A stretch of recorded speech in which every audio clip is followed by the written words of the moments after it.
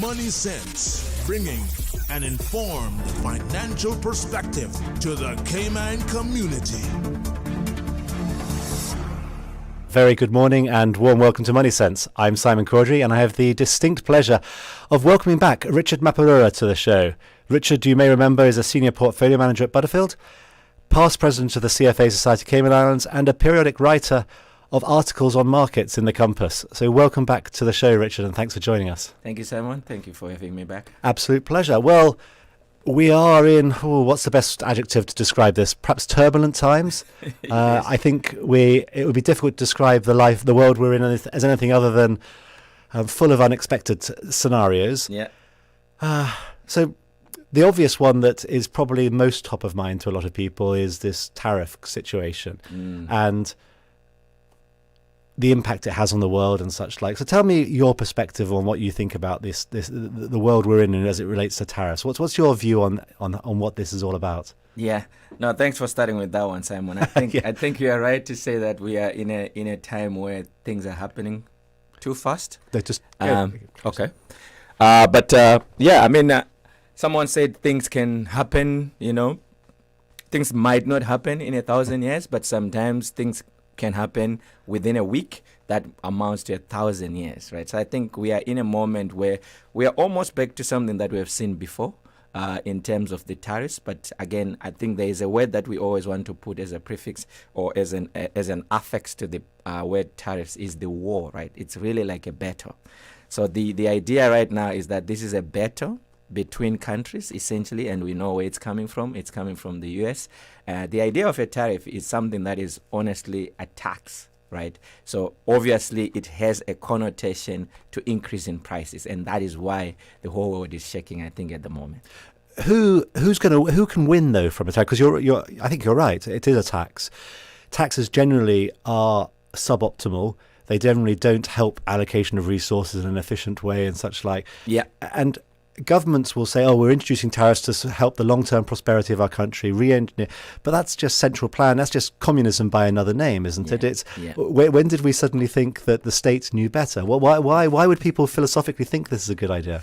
I think the long conversation has been around, is it a good thing to do? And obviously the proponents of doing it, they think they are doing the right thing. But I think eventually the person who suffers at the end of the tunnel is usually the last consumer, which is essentially those people who drive the economy. So if you're a politician, why on earth would you do something that's going to hurt those people who you, as you describe them, as consumers, who are also known as voters? Yeah, I think honestly, the way to look at it, it's not just from a tariff perspective. In this instance, the person or the persons who are trying to push for tariffs, they have an agenda. So they have not only one agenda. So tariffs is one thing, but they are also trying to do other things. So I think from a U.S. perspective, we know that Trump is trying to cut taxes as well. Right, so he wants to cut taxes. If you're going to cut taxes, you need to find a funding to replace that. And I think that's where the push and pull is coming from. So he's either going to say, okay, I'm going to increase tariffs so that when I then cut taxes, I have something like a replacement. And that's why, in isolation, tariffs are terrible. Well, let's talk a little bit about the impact of tariffs. So a tariff is effectively, as you say, a tax on a product. Right. If you tax something, you raise the price of it. Yes. And if you raise the price of enough things, you start to create more inflation. Yes. Why would one want to do that as a starting point? What is there a scenario where tariffs don't raise inflation, or am I being overly simplified? So I think it can be in two stages, right? So if producers and sellers decide to absorb the increase in cost and not pass it on to customers, then of course we might not see that inflation element. What will start to happen is that companies will start to make lesser in terms of profits, right? So if companies decide to absorb that. But what we have heard from the Walmarts of this world, from the Targets of this world, they've already said, Best Buys of this world, they've already said, look, when this comes to us, we're just going to pass it on to the consumers. So to your point, once it's passed on, yes, there will be an impetus to inflation for sure. If you look at a lot of companies in the world, the public companies that have their financials publicly available, those that have high margins are often in the technology space. Yes. Those that have low margins, in other words, a low buffer to absorb such tariffs, are often in the consumer fronting space, whether it be cars, as you say, televisions, Best Buy.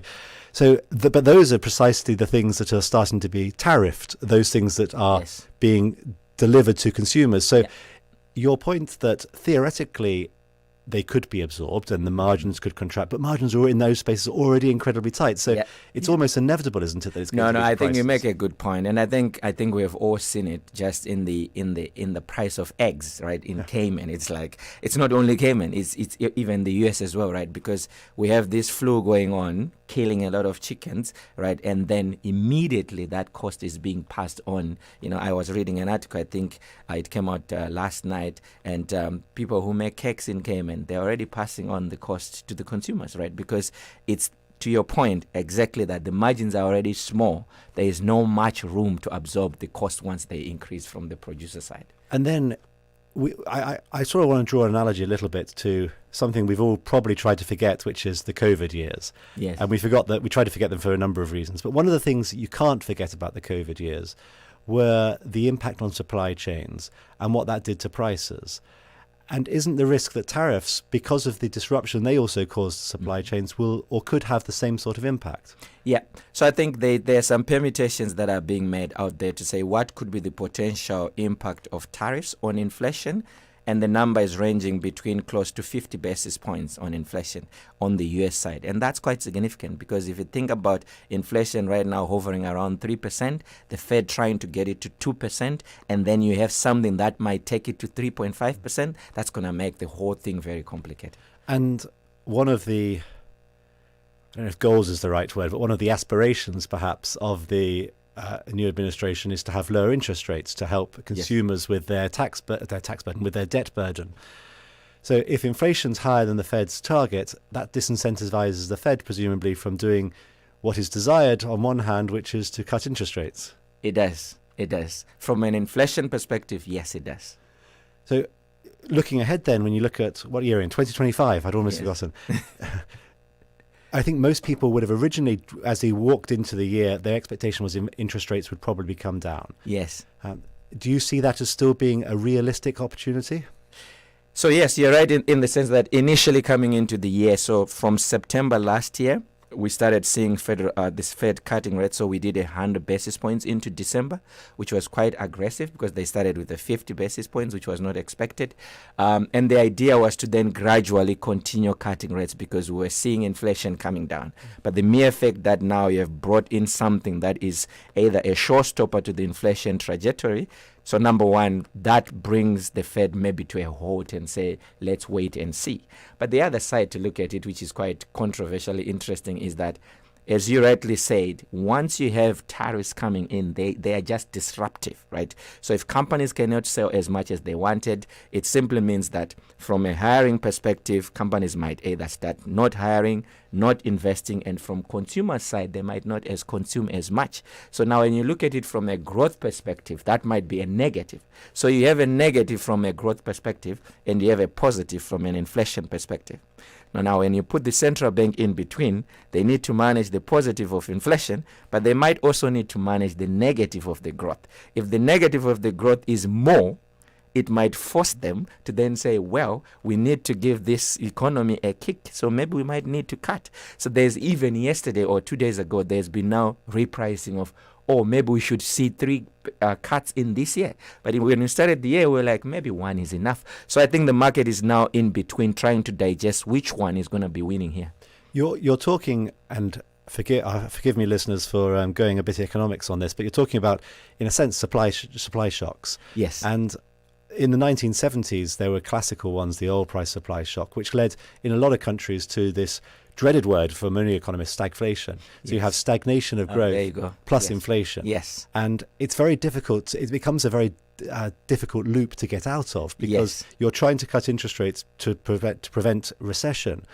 But you're trying to cut interest rates because you're going into a recession, and by doing and also prices are rising. Also have inflation, yes. So if the Fed were to cut rates, I think I probably agree with you. It probably needs to from a recessionary prevention perspective.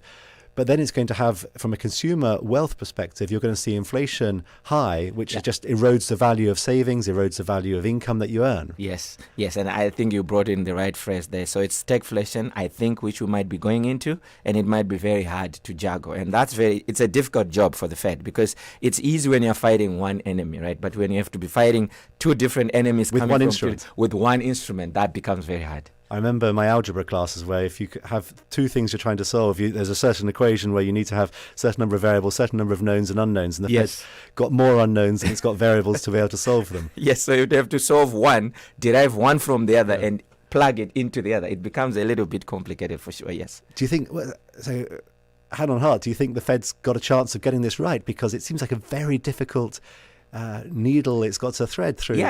So remember, we were talking about soft landing all along, right? It felt like we were almost there, and now obviously this has just come through, right? But initially the direction was very easy. We could all say, look, inflation is coming down, so we might continue cutting rates gradually, and that was sort of like the position. And now that we have this whole even recession word coming back, it's like, okay, what does the Fed do?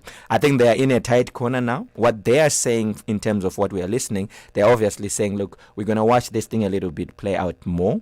They say that they have seen tariffs come and go, right? But these things can protract. These things can take a little bit longer. But from history, we know 2018 and 2019, we saw this sort of like play out again, and kind of like we didn't go into a recession, right? But the interest rate levels there was different, or were different from what we are now. So again, I would say the Fed are now in a difficult game, but they are playing a wait and see game, I think, at the moment. And we haven't mentioned unemployment, but I think we ought to, because tariffs are going to cause disruption to many companies. Yes. And some companies over the long run will invest and succeed because of them. Some companies will over the short and the long run fail because of them. Mm-hmm. But more likely, it seems to me, in the short run, you are going to see spikes in unemployment, because people are going to be displaced, because suddenly those cars they were selling to Canada, or those orange juice they were selling to Mexico is no longer being sold. Yes. People are saying, well, it's now 30% more expensive, or I'm now annoyed with you, so I'm no longer going to buy it. Yes. So yes. That's another worry the Fed has, right? It's a big worry. And remember the dual mandate that the Fed has. So they have to look at unemployment and they have to look at inflation. So you're right to bring in that. But there are so many ways to look at it. But if you just look at, remember we spoke about companies trying to shrink the margins or trying to manage how they pass on the costs. The other thing that companies would always want to do if they are put in a corner is to obviously manage their costs. And the next opponent to look at is usually your employee benefits or costs and whatever. So yes, companies might start to say, okay, do we still need this number of people? Because maybe we are not selling as much, right? So there might be retrenchments. But the other form of also unemployment that is really coming from this administration is because of this thing they're calling the DOGE, right? So the Department of Government Efficiency. We know that Elon Musk is in front of this, and there has been, I think, calculations that about 300,000 people are going to lose their jobs, right? At the moment in the US, I think total employed people about 160 million, unemployed about 7 million. If you take that 7 million and the 160, you come back to our employment rate, which is about 4% at the moment. But if you increase that 7 million plus 300K, plus more others that we don't know from private companies, then you skip the denominator as 167 million, then that number of unemployment starts to creep up, right? And I think that's a risk that the Fed should be worried about as well. So they've got three things they've got to solve for with still only one instrument. You're making the algebraic equation even more difficult for them. I'm sure the Fed chair is thankful. So let's turn slightly. I want to come back a little bit later, talk about the psychology of what investors should do in this. But perhaps before we get to there, I want to float across the Atlantic, because a lot of what we've been talking about is originated in the US and the US economy. Now, Europe and other economies and Asian economies aren't insulated from this at all. Yes, no. They are certainly going to be affected. They are the subject of tariffs, and they are the reciprocator of imposing tariffs. Yes. But you wrote an article this week or last week, I've lost track of the days, talking about Europe as an investing opportunity. Yes. So talk us through the premise and the thesis behind that in light of what we've just talked about with this global disconnect, shall we say? Yeah. I mean, it'll be hard to kind of put it all together in one, but I think the opportunities that are coming from, let's say, Europe at the moment, it's not only limited to Europe, it's also probably expanding even to China. I think the basis of these opportunities from a market perspective is that the US has done so well. I mean, for almost 15 years, the US has been doing better than, let's say, Europe, right? And there's been this exceptionalism of the US that we have seen. Why? Obviously, because of technology in the US and because of, just capital investment in the US. And the question is, just from a market perspective, has this now run its course? Are we seeing a point where markets are now probably overvalued from a US perspective? Can we see a reallocation of capital, into other markets? So there are so many ways to look at it. So the first way would be to say valuations in general. Things in the US from a market perspective, they seem a little bit more elevated and expensive.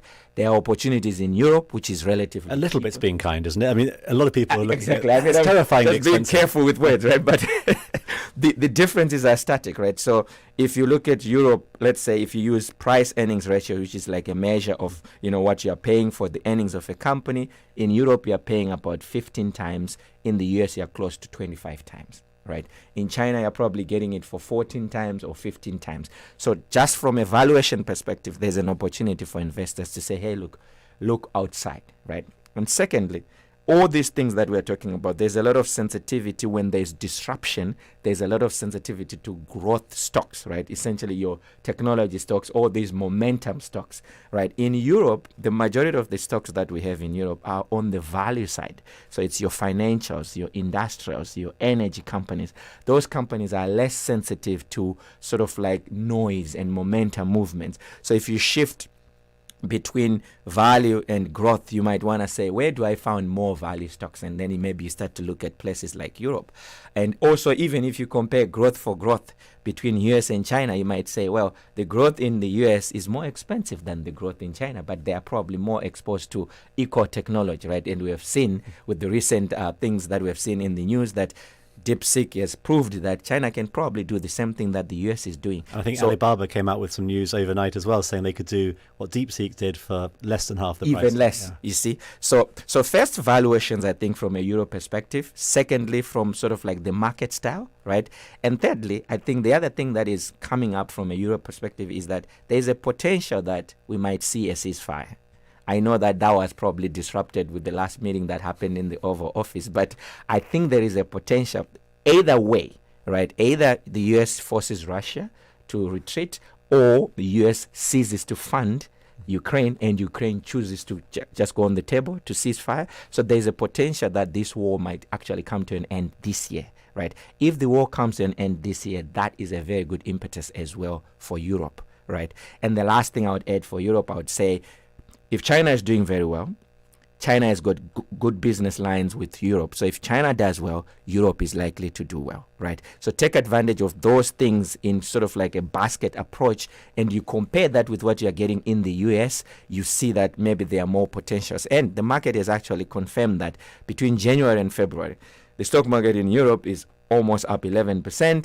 In the US, we're only about 1%. So there's already been a difference there. So investors who have jumped on this board on the other side have probably already taken advantage. One thing, as I listen to that, which strikes me as perplexing, perhaps, is if I were a European politician, I'm listening to this going, this is great news, my economy is doing well. But at the moment, I'm huddled around a wet and windy London, trying to meet with my peers, trying to worry about how to stop ourselves being invaded. Yes, yes. So the worry in Europe from a political perspective is that their country's next, that Russia won't stop at Ukraine. Mm-hmm. And yet you're saying, well, actually, the valuation opportunities, the growth opportunities, how do we reconcile that with the political anxiety that we might be invaded? And so much money now is being talked about being invested in defense stocks and defense companies. Yes. And I think that's the point, right? So you think that there's that risk from a European perspective, but then you ask yourself, in which type of investment style do I want to be if there's so much uncertainty? So there's both uncertainty from a Euro perspective and from a US perspective. But US is predominated by growth stocks, right? And then Europe is predominated by value stocks. And some of those value stocks could even include maybe, let's call those industrials, part and parcel value stocks, right? So the choice then becomes, you're buying something that is in the right space because you're buying, let's say, value stocks, but you're also buying something that is at least well priced from a euro perspective. So it's cheaper. So those two elements, they create that buffer in error. So even if the risks actually get realized from a euro perspective, you've already bought something that is a bit cheaper. You're already buying in the right market. It's completely the opposite from a US perspective, where you're buying something that is expensive in the wrong market, and there are risks. So I think that's sort of like the way we are looking at it from a buffer perspective. Would you still be worried, though, about those European stocks that do a lot of transatlantic trade? Would that still be a concern? So there may be a number of European companies, perhaps a majority, as you say, Yes. that are more continental focused. Yes, yes. But there are also some that are international in flavour, and perhaps those are more at risk than the ones you're talking about. Yes, no, 100%, inevitably. And I think that's where this whole conversation about tariff wars comes into play. Anyone who has got international transactions, international business, certainly they will be affected. And those ones will be ones to be a little bit concerned about, of course, because they will certainly be exposed as well. What about foreign exchange markets? Because when we look at this, tariff wars seem to create massive uncertainty in foreign exchange. Really? People are thinking about going on their summer holidays, where they might be planning on going, whether it be Europe, South America, and for so many decades is probably the right number here. The US dollar has been very, very strong. The US Yes. dollar has been this global reserve currency, Yes. and it's been the place where people go to as a safe haven in times of uncertainty. But now with a tariff war going on, people aren't going to look at the US dollar perhaps in the same way, although it has been very strong for the last few Yes. weeks. Yes. What's your view on that? Because a lot of people in Cayman have their money in dollars, and then they say, okay, let's invest in Europe. And if Europe's up 10%, that's great, unless the exchange rate's gone the other way, right? So how do you manage that process? Yes.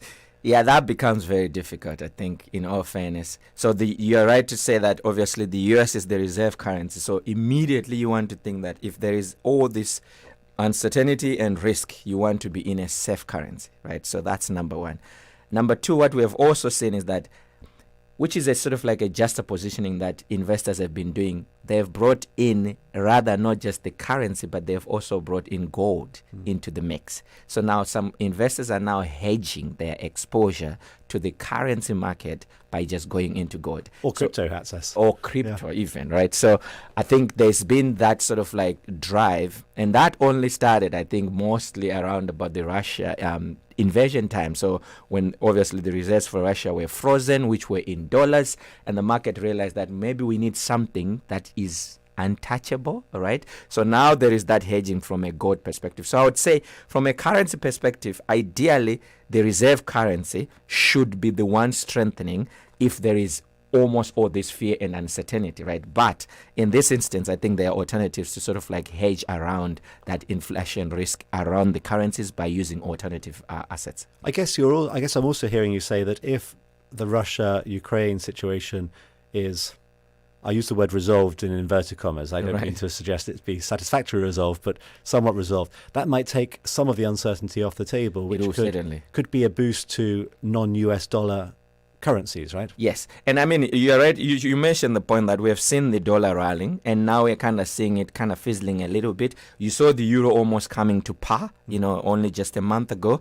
But now it's kind of coming back again. And I think it's probably some of those sort of like market repricing and saying, look, if the risk goes away, then what is the next thing that can be really of a fear from a European perspective, right? So I think you're right to say that once that goes away, that's a huge contribution to all this uncertainty from a European perspective. You said the word fear there, and it is on my list of topics I want to touch upon with you, because anyone listening to this, or indeed anyone who watches CNBC or Bloomberg or any business show, can't help but be slightly nervous, slightly anxious, slightly distressed. I need a thesaurus to continue the words, but everyone must have that a small knot in their stomach about where the world is going. Yes, and that's not a difficult question. It's not an easy question to get an answer to, because there's a lot of uncertainty. So markets are very volatile. We're seeing 1 or 2% moves on almost a daily basis. Yes, we're seeing unusual moves in assets. We're seeing some of the favorites, the Nvidias, are falling 10, 15%. What should an investor be doing, and how should an investor be behaving? Because one can all read the textbooks and go long-term investing, diversify. But Yes. at times like this, it feels as though everything's sort of going to hell at the same time. Yes. So how do you communicate to investors? What do you say to them? Very hard to kind of manage. I think this is where emotions comes into play. And I think I remember you did a show with Monique, you guys were talking about emotions and so forth. But I think the whole idea is to first preset your mind as an investor that you are in this for the long haul, right? I think that's very important. Once you set your mind to that, you might say, okay, I want to know what's happening on a day-to-day basis, but let not that affect your sort of like your investment philosophy or strategy. So we always talk about strategic investment plans. Strategic investment plans are those which you are planning for a longer term. You are saying to yourself, these are not supposed to be affected by something that happens in a day, something that happens in a week. And we have seen that one evening, maybe the president of the US might say something, and the next morning he will say something. So if you choose to go to bed sick as an investor because he had said something, and then the next morning you say something again, you're kind of like eating yourself as an investor. So the best way and best recommendation for investors is to say, hey, look, take this from a strategic point of view. It's a long-term investment horizon that you might have. Listen to the news, because we can't say ignore the news because we can't close our ears. We are within and we see what's happening. If you hear the news, digest it for the day and for the next day, but let not that alter your investment strategy. And things, the old tenets like diversification, those still apply in today's crazy world? I think they're actually coming back. They're actually coming back even more. So right now we are seeing an inverse relationship between the two classical assets, which is your equities and your fixed income. We are seeing a situation where when one is going up, the other one is coming down, and for good reasons, right, which can be explained. And that is much needed for most of our investors. So you need sometimes a balanced approach. So yes, it's actually coming back. Diversification is a thing and it's real. Other asset classes, though, traditionally people have looked at, as you say, equities, they've looked at bonds. A number of investors are looking at crypto assets. But are there other asset classes? There's a very common topic at the moment, private credit. Yes. Should people be looking at those, or are they? How do you view those assets in the context of what's going on?